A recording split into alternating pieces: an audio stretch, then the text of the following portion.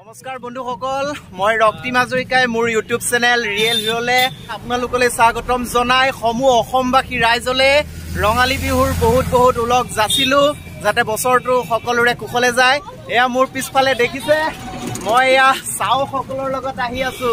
এয়া চতিয়াত এক সাংস্কৃতিক শোভাযাত্ৰা, চতিয়া যি কেন্দ্ৰীয় বিহু মেলা, সেই কেন্দ্ৰীয় বিহু মেলাৰ উদ্যোগত শতবৰ্ষ গৰকা মাধুৰীয়াহঁতৰ বিহুৰ উদ্যোগত এয়া চতিয়াত এক বিশাল আয়োজন। আৰু তাৰ এয়া আপোনালোকে ছবি দেখিছে, মই আপোনালোকক দেখুৱাইছো। এয়া চাওক, এয়া হৈছে টাই আহোম যি পৰিষদ আছে আমাৰ চতিয়াত, তেওঁলোকৰ ফালৰ পৰা এয়া দেখিছে আমাৰ এজন অতি জনপ্ৰিয় অভিনেতা আছে, এয়া সাগৰ দুৱৰা আপোনালোকক দেখুৱাই দিছো। চাওক, এজন অসমৰ জনপ্ৰিয় অভিনেতা, তেওঁৰ অতি শীঘ্ৰে বহুখিনি চিনেমা আৰু এখন চিৰিয়েল আহি আছে, ঘৃণাই সাতোলাৰ ইতিবৃত্ত, আৰু লগতে দাদা তুমি দুষ্টবৰ নামৰ এখন বোলছবি আহি আছে, আপোনালোকে দেখা পাব। কিন্তু এয়া আজি এটা বেলেগ ৰূপত আপোনালোক সকলোলৈকে বিহুৰ উলগ যাচি মই ভিডিঅ'টো আগবঢ়াই লৈ যাম। আৰু আহোম মহাসভাৰ সভাপতি, হয় অসম আহোম মহাসভাৰ সভাপতি আমাৰ লগতো আছে, সুন্দৰজ্যোতি লাহন, আহোম জাতীয় মহাসভাৰ। আমি আজি চতিয়া কেন্দ্ৰীয় বিহু মেলাৰ উপলক্ষে আমি আহোম জাতীয় সাজপাৰ পৰিধান কৰি আজি আমি শোভাযাত্ৰাত অংশগ্ৰহণ কৰিম। আৰু সেয়েহে এই চেনেলৰ জৰিয়তে সমূহ অসমবাসী ৰাইজলৈ নতুন বছৰৰ অসমীয়া নতুন বছৰ আৰু ৰঙালী বিহুৰ শুভেচ্ছা জ্ঞাপন কৰিছো। অসমৰ প্ৰত্যেকজন ৰাইজৰ সুখৰ মংগল হওক, গোটেই জীৱনটো ৰঙীন হওক। ধন্যবাদ। লগ পাম আকৌ। হয় বাইদেউ, বিহু বুলি অসমবাসী ৰাইজলৈ এটা শুভেচ্ছা বাৰ্তা, লগতে উদয়দাও আছে। অকণ ওচৰ চাপি আহিব লাগে, অকণ ওচৰ চাপি আহক। অসমীয়া মানুহৰ প্ৰাণৰ প্ৰাণ ৰঙালী বিহু। আজি এই বিহুৰ চতিয়া কেন্দ্ৰীয় বহাগী মেলাৰ সৌজন্যত চতিয়াৰ মাধুৰীয়াহঁতৰ বিহু মেলাৰ উদ্যোগত আজি আমি চতিয়াত এটা বাৰেবৰণীয়া সাংস্কৃতিক শোভাযাত্ৰা আৰম্ভ কৰিব বিচাৰিছো। যি সাংস্কৃতিক শোভাযাত্ৰাই অসমৰ প্ৰথম মুকলি বিহু মেলা, মাধুৰীয়াহঁতৰ তলৰ বিহু মেলা, 89তম চতিয়া কেন্দ্ৰীয় বিহু মেলা, বিহু যে চতিয়া ৰাইজৰ প্ৰাণৰ প্ৰাণ, এই কথা প্ৰতিষ্ঠা কৰিবৰ কাৰণে আজি বিভিন্ন জাতি ধৰ্ম বৰ্ণ জাতি জনগোষ্ঠীয় মানুহক মাতি গায়ন বায়নক আদি সকলোকে নিমন্ত্ৰণ কৰি আজি সাংস্কৃতিক শোভাযাত্ৰা আমি আৰম্ভ কৰিব বিচাৰিছো। এই সাংস্কৃতিক শোভাযাত্ৰাৰ জৰিয়তে অসমৰ মানুহক বুজাব বিচাৰিছো যে অসমত প্ৰথমেই আচলতে চতিয়াতেই মুকলি বিহু মেলা প্ৰতিষ্ঠা হৈছিলে। সেই কথা, সেই বাৰ্তা আজি আমি এই সাংস্কৃতিক শোভাযাত্ৰাৰ জৰিয়তে দিব বিচাৰিছো। ধন্যবাদ ৰীনা। বাইদেউ, অসমবাসী ৰাইজলৈ ৰঙালী বিহুৰ শুভকামনা জনালো। ধন্যবাদ। গৰাকী আছে চতিয়া যি কেন্দ্ৰীয় বিহু মেলাৰ সম্পাদক গৰাকী ত্ৰিদীপ দা, আপুনি অকণমান শুভেচ্ছা বাৰ্তা দিয়ক অসমবাসী ৰাইজৰ কাৰণে। 89 সংখ্যক চতিয়া কেন্দ্ৰীয় মহাগীত দলৰ পৰা মই সদৌ অসমবাসীলৈ শুভেচ্ছা জনাইছো। আৰু আজি যি সাংস্কৃতিক শোভাযাত্ৰা আমাৰ আয়োজন কৰা হৈছে, তাত সকলোৰে সহযোগিতা কামনা কৰিলো। ধন্যবাদ ত্ৰিদীপ হওক। আৰু আমি এই বিহু সংস্কৃতিৰ লগে লগে আমি কৰ্ম সংস্কৃতিও যাতে গঢ়ি তোলোঁ অসমৰ উন্নতিৰ কাৰণে, সেই কথাও আমি এই সময়তে দেশক আগবঢ়াই নিবৰ বাবে সংকল্পবদ্ধ হ'ব পাৰোঁ বুলি আমি আশা কৰিব পাৰোঁ নিশ্চয়।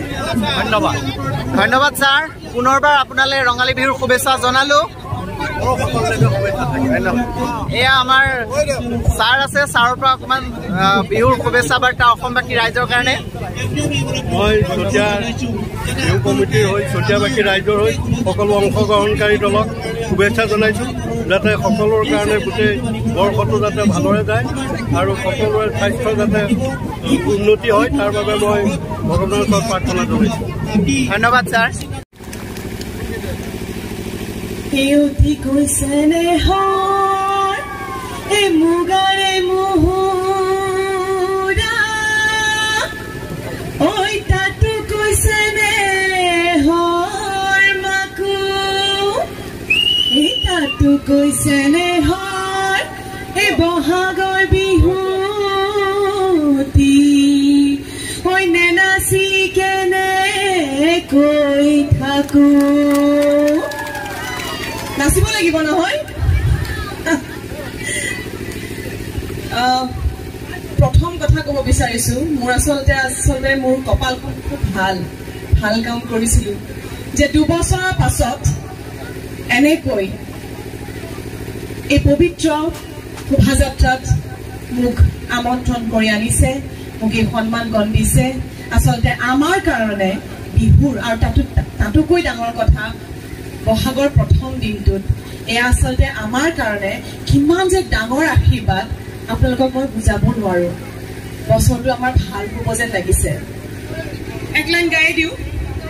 তোমাক দেখা পালে সপোন জাগি উঠে, বুকুখনি হয় তাজমহল, সন্মুখত যেতিয়া তোমাক দেখো, যাযাবৰ অভিমান মুঠিতে ৰাখো। তাৰপাছত মন যায় মন যায় মন যায়। তাৰপাছত যদি মই গাওঁ মোক জুবিন দাই গালি পাৰিব আৰু মোৰ বেসুৰা হৈ যাব। গতিকে এইখিনিতে মই ধন্যবাদ জনাইছো সকলোকে আৰু পুনৰ লগ পাম বুলি আশা ৰাখিলো। ধন্যবাদ।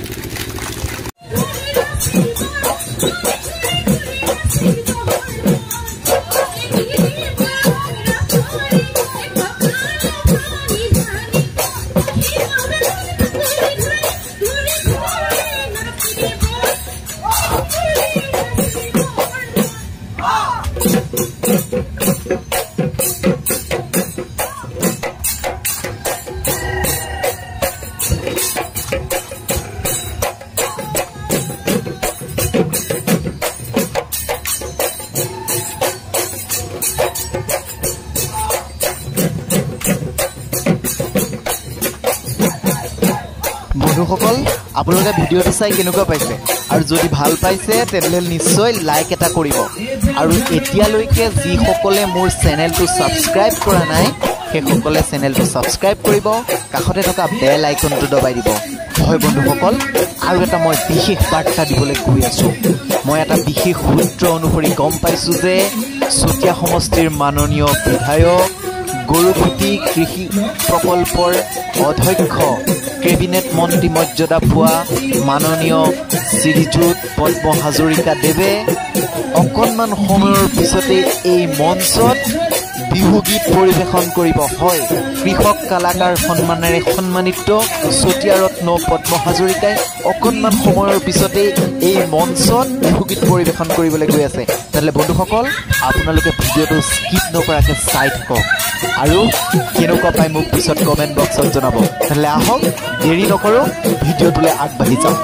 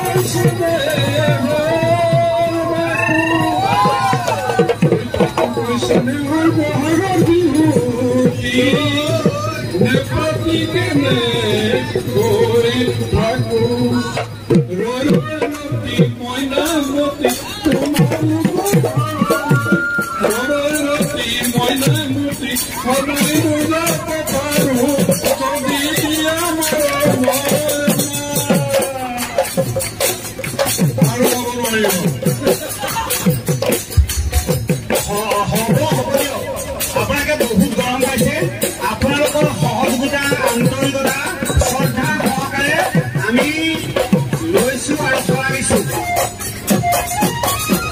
তেন্তে বন্ধুসকল আপোনালোক সকলোলৈকে পুনৰবাৰ ৰঙালী বিহুৰ শুভেচ্ছা জ্ঞাপন কৰি আজিলৈ ভিডিঅ'টো মই ইমানতে সামৰিব লাগিব। সকলো ভালকে থাকিব, সুস্থ থাকিব, ভগৱানৰ ওচৰত তাৰেই প্ৰাৰ্থনা কৰিছোঁ। তেনেহ'লে আজিলৈ নমস্কাৰ, পুনৰ লগ পোৱাৰ প্ৰতিশ্ৰুতিৰে।